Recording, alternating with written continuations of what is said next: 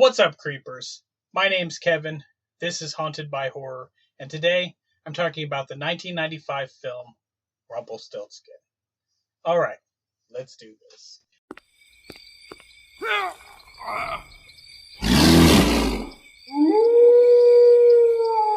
Rumpelstiltskin is a 1995 horror comedy from filmmaker Mark Jones. It was his directorial follow-up to the financially successful Leprechaun.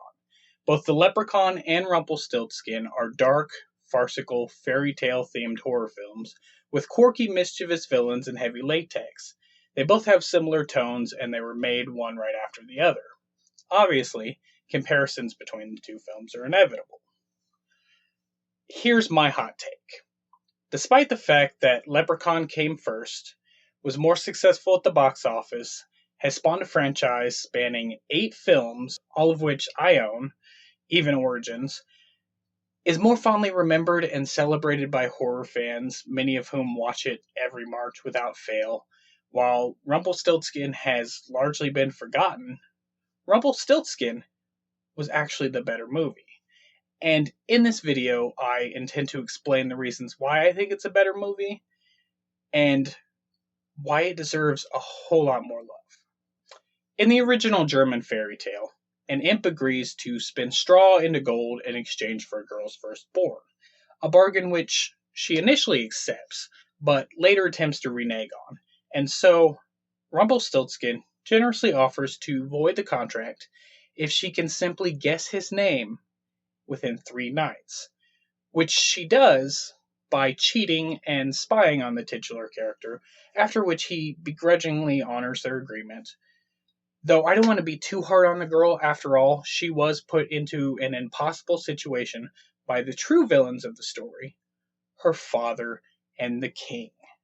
In Jones's adaptation, which is a sort of continuation of the Rumpelstiltskin story, Rumpelstiltskin is imprisoned in a jade figurine in the 1400s by a gypsy and is unintentionally released in modern-day Los Angeles by the tears of a recently widowed wife of a police officer, Shelley Stewart, who was played by Kim Johnson-Ulrich, after she purchased the figure from an unusual antique shop. She wishes to have her recently deceased husband back, and Rumpelstiltskin grants her wish. However, it only lasts for one night, after which he expects her to hand over his baby, which she never agreed to. Who are you? I'm the one who granted your wish. Now, give me the baby, John, or guess my name. And he then proceeds to chase after Shelley in order to steal her infant son. According to Mark Jones, this film was the main reason that he ended up just producing Leprechaun 2 and not directing it, as he wanted to go on and do other things. So while they were shooting Leprechaun 2, he was working on a spec script for Rumpelstiltskin, with the expectation that it would hopefully follow in the footsteps of Leprechaun and become his next horror franchise.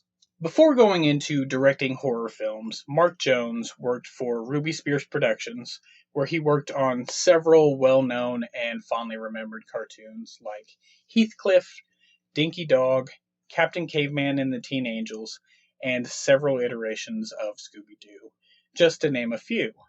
And the heads of Ruby Spears Productions, Joe Ruby and Ken Spears, were actually producers on Rumpelstiltskin.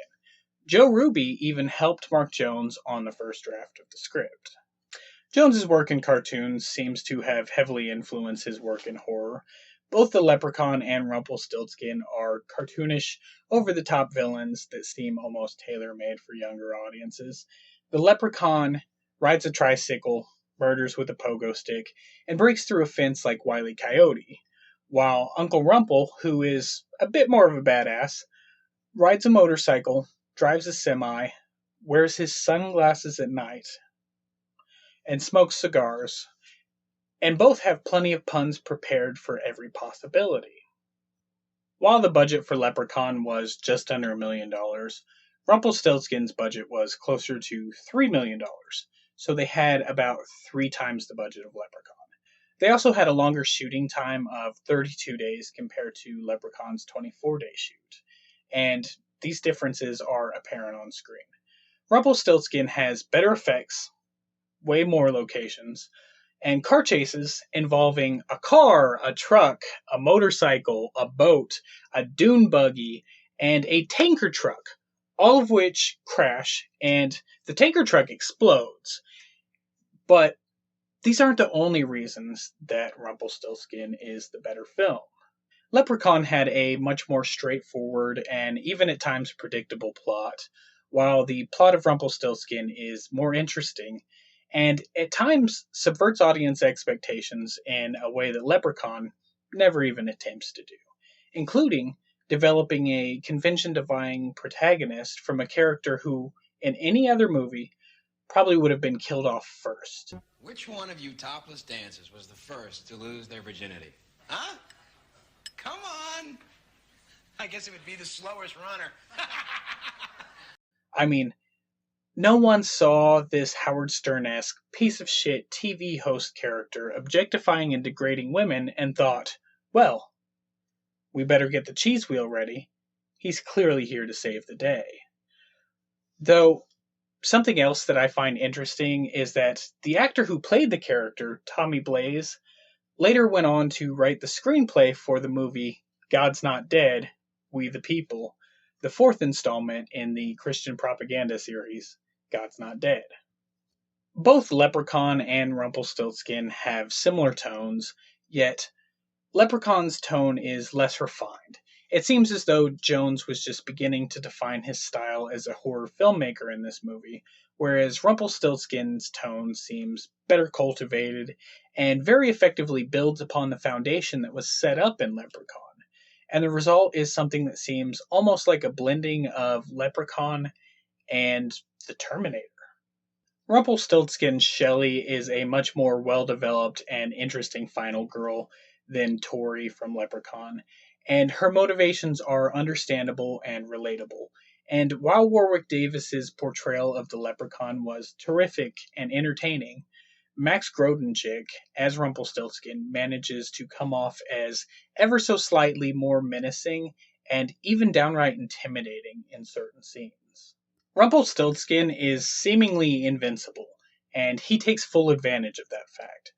Throughout the course of the film, Rumpelstiltskin throws himself around with abandon, punching his way through walls, flinging himself through windows before landing on victims and even moving cars. He gorily gouges throats, plucking out eyes and ripping off heads. He's stabbed in the head with a butcher's knife and just keeps coming. He has a broken broomstick handle crammed down his throat and is completely unfazed.